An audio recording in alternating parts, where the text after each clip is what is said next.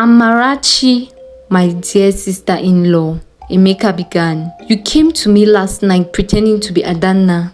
You asked me to run away with you. Once upon a time, in a village nestled deep within the African savannah, there were two twin sisters named Adana and Amarachi.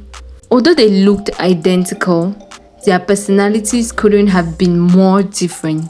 Adana was kind, generous, and always willing to help others, while Amarachi was envious, cunning, and always wanted what she couldn't have. The twins lived in a small but vibrant village where everyone knew each other. They grew up doing everything together, from fetching water from the river to helping their mother in the kitchen. As they grew old, their paths began to diverge.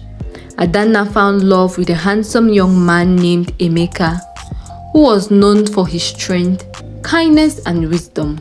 Amarachi, on the other hand, couldn't bear to see her sister happy and decided she wanted Emeka for herself. Adana and Emeka's love blossomed like the baobab tree that shaded their village.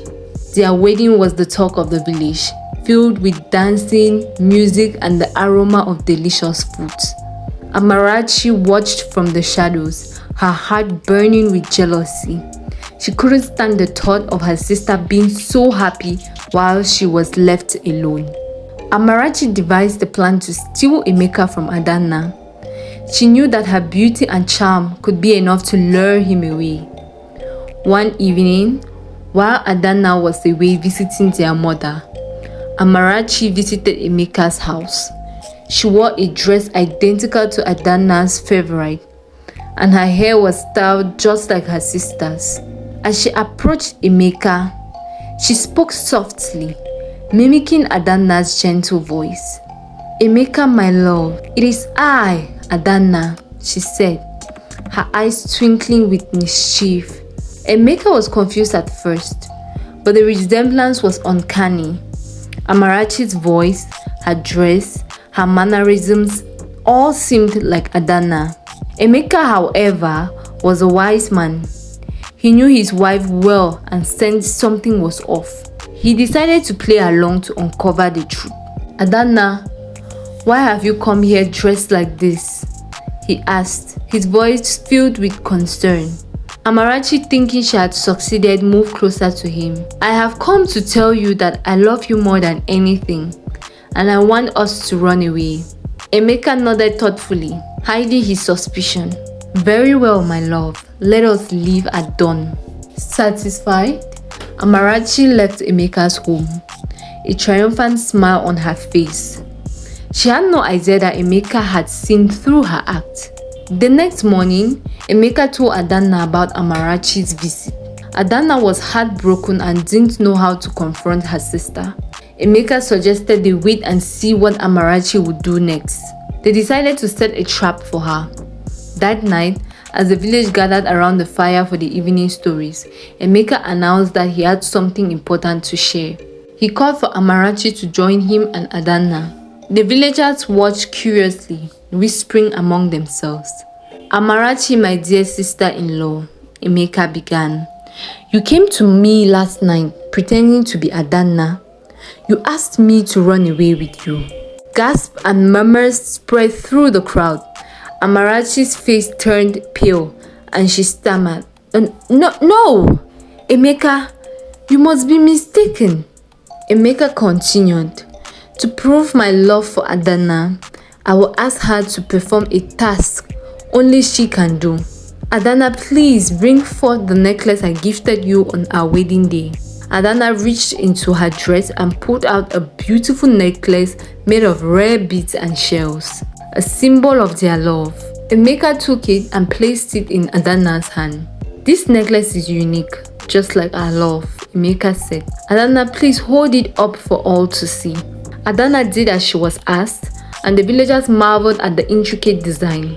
Emeka then turned to Amarachi. "Amarachi, if you are truly Adanna, where is your necklace?" Amarachi's eyes widened with panic.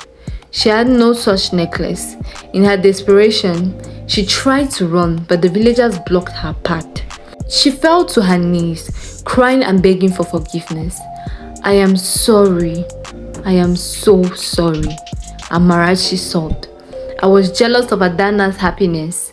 I wanted what she had.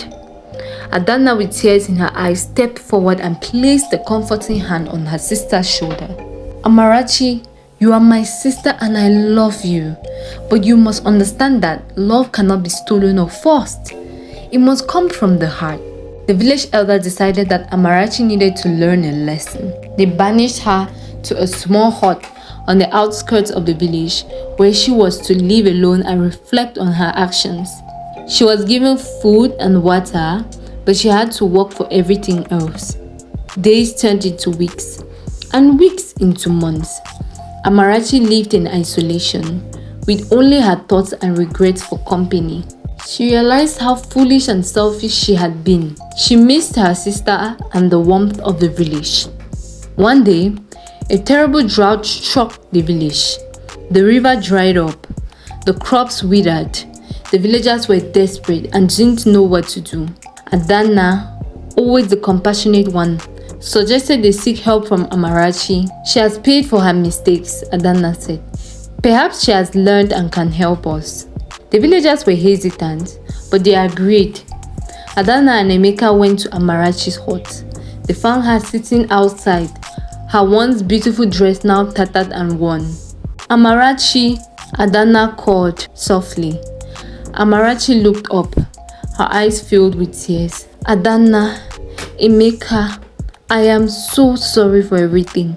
I have learned my lesson. Please forgive me. Adanna hugged her sister tightly.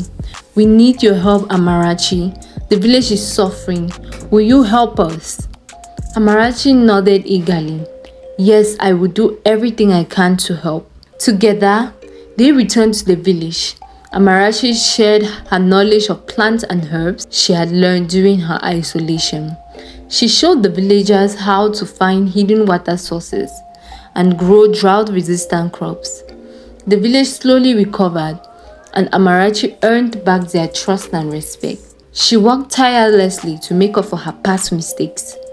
She and Adanna grew closer than ever, their bond stronger than before. Years passed and Amarachi became a beloved member of the village. She never forgot the lessons she learned and was grateful for the second chance she was given. Adana and Emeka's love story remained an inspiration to all, a testament to the power of forgiveness and the strength of family.